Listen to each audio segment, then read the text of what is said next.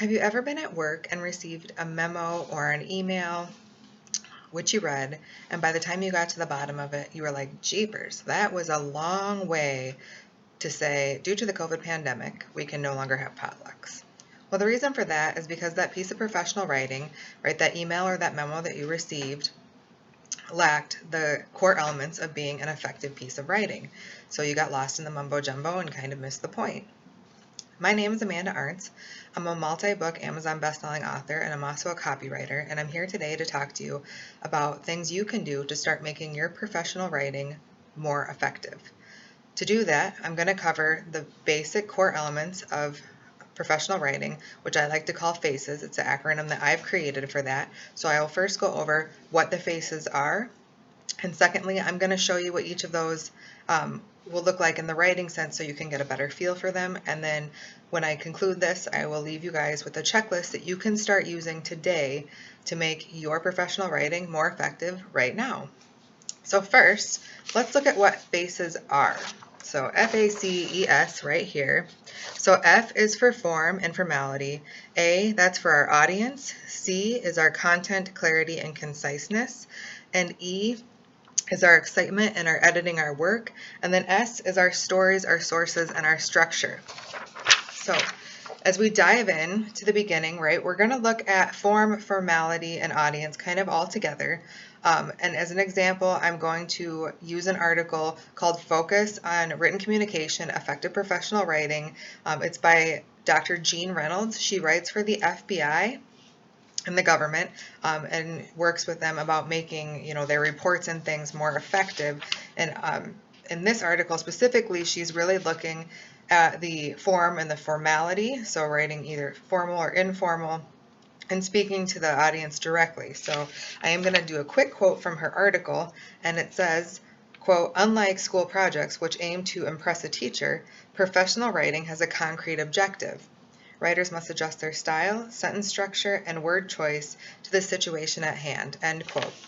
So in Jean's article, she further goes on to use the example of Police Chief Parnell, and he wants to increase or build a better relationship between the police department and the community. So he decides that to do that, he's going to host an open house. So he wants to invite the community to attend this open house. So he comes up with two options. So we'll call them invite A and invite B. And again, these are taken from that article. So these would be direct quotes from Dr. Jean Reynolds' article here. But we'll take a look at both invites. So right here, we have invite A. And the first one here is, having established a goal to build a stronger connection to the local community, Chief Parnell has scheduled an open house at the Smithville Police Department for Sunday afternoon, February 17th from 1 to 4 p.m. Refreshments will be served and agency personnel will be available for questions. Tours will be offered and children may accompany their parents to this event. If there is sufficient interest, the open house will become an annual event. So there's all of that information in there. It's very long. It's very wordy. You can see we kind of got lost in there. I don't know about you, but I forgot the date and the time. It was just kind of a lot of information in one. It's very formal. I would think something like this invite might be sent to Chief Parnell's boss saying, our new goal is increasing our relationship or building a better relationship with the community, and this is how we want to do it. So this would be better suited to go to higher up administration to explain what's going to happen. But if you're going to use that to invite the community members, you want to be more friendly, you want to be open, because who wants to go to a police department, right? I mean, yeah, it's an open house, but it's a police department. So you want it to be open and you want it to be inviting, which is what invite B here does, and it's shorter. You can see it right there, and I'll go ahead and read that for you too. But it is, you are invited to a community open house at the Smithville Police Department on Sunday afternoon, February 17th from 1 to 4 p.m. Please come for refreshments, tours, and a chance to talk with the men and women who serve and protect you. Be sure to bring your children to enjoy the special activities we have planned for them. So, as you can see here, invite B is much shorter. Both of them have the same content, but again, B is more clear, which takes us to C in FACES, right? Which is that content, clarity, and conciseness. So invite B is definitely more clear. The same content is there. We have the correct content, but it's more concise, so it's easier to see. And another way to really look at content clarity and conciseness, and really all of these tie together over and over again. So you'll hear me use things from one to the other, is resumes, right? Everybody writes a resume. It's a professional piece of writing, and we want it to be very effective because that's how you're going to get the job. So I got these resume templates. They are free for anybody to use. They come from thebalancecareers.com. And the writer, Allison Doyle, she compiled this great article. It goes through all the different kinds of resumes, when you would want to use them. So kind of going with that form. So if there's a special request for proposal, per se, or like an HR posting, for example, they're very specific in that HR posting with the skills that they want the possible employee to have and the experience they want them to have. That's listed right on HR site, because the first place your resume goes is to the HR person's desk, and they read that resume, and the HR posting wants X, Y, and Z. And if that's on your resume, then you'll get passed to the hiring manager and possibly called in for an interview. If you don't have that on there, you're not going to get that phone call, right? So, and that's because the HR person that's looking at the resumes, the first place your resume goes, that person, chances are, has never done your job before. So they really are just going off of that either piece of paper or on the computer, like the rules, the requirements for that job, right? That this is what the hiring manager wants, so that's all they're looking for. They don't care about anything else. So we're going to use the, again, these were from thebalancecareer.com's website, free for anybody, a phenomenal resource. If you're writing a resume or just updating yours, check it out. It's totally cool. But James applicant here, this is a chronological resume. This is the most commonly used resume. So you can see there's the overview at the top, your professional experience, and then education here at the bottom. It's short, it's one page. So yes, it is staying concise and the content is there. It's not necessarily organized specifically to that HR posting, right? And that's where we'll look at Miss Kate Green. So this is a targeted resume template that I got off of there. And you can see right here, key skills. So when you're writing that resume to be more effective, you'd want to look at that HR posting, and you'd want to use the language that they use. So those same keywords, you would want to put those in your key skills. If they are looking for specific education, okay, well, here's our experience. Here's the specific education. Yep, I have that certification. And I have no breaks in my experience or no lapse in employment, or very few. So that's X, Y, and Z. So now if I'm the hiring manager or I'm the HR manager and I'm looking at this versus this, who do you think is going to make it to the hiring manager, right? Kate Green is going to get in, because depending on the HR man or woman's mood that day, they didn't want to read through all of that to find what this person put front and center, right? They targeted it. They used a specific form to get in front of James applicant, right? So Kate Green's going to get she's going to get the interview because she targeted specifically. She used the form that was essentially asked for by the HR website. So that's your form.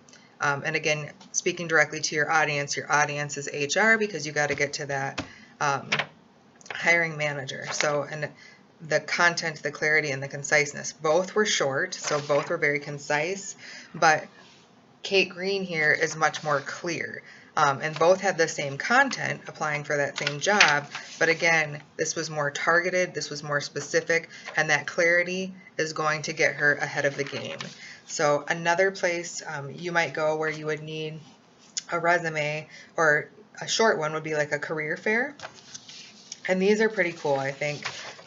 You would not go to a career fair and just hand out entire resumes, right? Time is money. Nobody's going to sit there and read that. They just want to meet you briefly, chat a little bit about it, but you want to leave some sort of a calling card. And if you are, again, kind of looking for something specific, you could use something like a short teaser resume. So this is very specific content, very clear, and it's very concise because it's very short. So you have your key skills, your experience, and then a link that gets you to your social media, like your LinkedIn resume or whichever, so that that person can then later find you.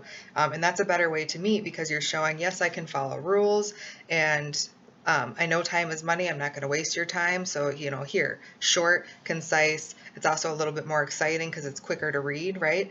And all of those resumes, guys, as we move on to the E element here, excitement and editing our work, if there are errors in any of them, if you have a resume littered with typos, you're going to get thrown in the circular bin, which is the garbage, right? You're never going to make it to that hiring manager because I'm not going to bring you on to do work for me, especially if it's like a writing job, and you're going to put out something with errors that's essentially going to go out with my name on it, depending on how your company works. So edit your work. If you can, write it, step away from it for an hour, better yet, overnight, and then re-edit it again. There's so much free editing software now that catches more than just Word. And Word will talk with them. There's like Grammarly, there's ProWriting, there's so many great ones out there. And better yet, ask a colleague or a friend to just read through it. They're going to catch stuff that you don't because it's just really hard when you are attached to that work to really catch it. You're going to read it the way you want it to read, and you're going to miss those minor errors. That's why big book writers have these big publishers. There's still 5% errors. You will never get them all, so don't lose any sleep over, one, but try to make them as minimal as possible. That's really going to get you ahead of the game and make your writing more effective. So now let's look, that's editing. Let's look at the excitement factor. For excitement, I'm going to reference some examples that are used in this book here. It is The Business and Professional Communication in a Digital Age. Waldeck, Kearney, and Plax are the authors. These books are used to teach professional communication at the college level. I have a direct quote from this book, and it is, "When you write with the active voice, you make the subject of your sentence perform that action," right? And that's going to make the reader re-engage with your writing. It's going to bring them back. So if they fell asleep and they actually have to do the action, they're going to wake back up. So let's look at, I pulled these examples here directly from that book, so I'll give credit where credit is due. So this is passive versus active language here. So the passive example it gives is, "The report was delivered by Mr. Smith." Okay. Active. Mr. Smith delivered the report.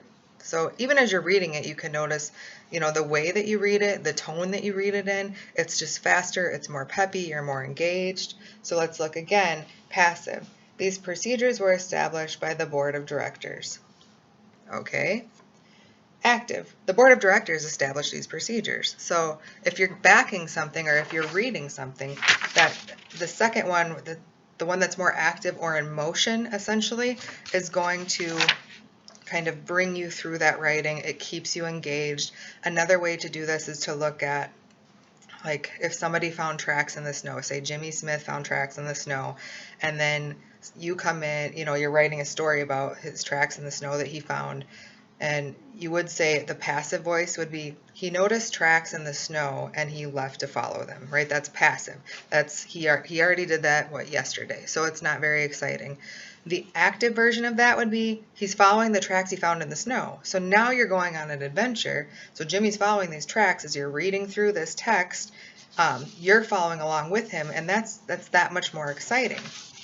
So exciting and editing our work. We've gone through form, formality, audience, content, clarity, conciseness, excitement, editing, and now we have to tie in our stories, our sources, and our structure, right? So we're to the S element here of our FACES acronym. I'm going to use one last source here, and I'll speak to sources. You need credible sources and stories, right? Because people aren't, when they first meet you or they're reading your writing, they don't know you, they're not just going to take your word for it. They want other third parties or social proof, credible sources to back you up. And you better double check those sources because other people will. And if your information is wrong, it's going to get thrown out. I mean, just out the door. If it's sales copy and you publish wrong information, you are not going to get that sale. So I will do a quote from this book here, and it is, "Effective written communication is accurate and hones without distortion, exaggeration, or plagiarism." So again, you want people to trust you, so you're going to use stories. So I could tell you my story, and then I can tell you Susie's story, so that's a third party. And I'm going to use stories that are relevant to the content, so not just random stories. and that are very clear, and they're also backed up. You know, if Susie's story happened when she visited Harvard Medical, okay, well now you have Harvard Medical, that's a very credible source, and Susie talking, so that's another person. So it's just really building your credibility, and it's bringing people in. And then again, reliable sources. And when we look at the structure of all writing in order to be effective, we are used to seeing what's called the 3-act structure, the beginning, the middle, and the end. So just like this presentation, I brought you in with an introduction. That's the beginning. The middle, I explained what FACES is, what all we're doing, what each one would look like, and then we would end with the end, right? So just to recap, and I'll leave you guys today, that checklist that I promised, that one that you can do. So whenever, and this is really why I like FACES, when I'm looking at a piece of copy or writing and I'm trying to get it, you know, right, and it's just not really hitting the notes that it needs to, I start to do this, and then I think, oh yeah, FACES, right? Because I'm rubbing my face, which is how I came up with it, actually. So here's that checklist you can use, and I write it down very simply. I take the piece of writing, so whatever I'm writing about, I'll do something this simple, FACES, and then next to each letter, as I ask myself the questions, I write down what that writing needs to have to be more effective. So here, for the form and formality, you're going to ask yourself questions like, what are the specific requests for the proposal? So again, like that HR posting, are there specific requirements? What tone should I have? Is this a formal or an informal piece? Who is my audience? When we move to A, what will their concerns be? And then I'm going to use stories or testimonies so that those concerns are answered before they're even questions asked, right? Again, building your credibility. Also, is the audience older or younger? Is there a specific language I should be using that they'll better understand? Content. Am I using relevant content, or am I getting sidetracked, right? Using something I shouldn't be using. If it's not relevant, scratch it, throw it out. Clarity, be as clear as possible. Am I leaving any room for error? Do the people know what to do next if this is a change in policy? If that's what the email or memo or writing is about. And conciseness, again, as short as possible. Less is more, time is money. All employers or any professional writing really should show that. If you can say it with less, do it with less. E, am I using active language? Am I keeping my readers involved? Did I edit enough? Edit, edit, edit. It's never enough. Do it one more time. And then S, stories. Am I using relevant stories aside from my own to help? Am I using credible sources? And check your fact check because somebody else will. And then structure. Does this copy have that 3-act structure? That's another big thing. The beginning, the middle, and I leave you here, guys, with the end. Start using these things and your professional writing will become more effective right now.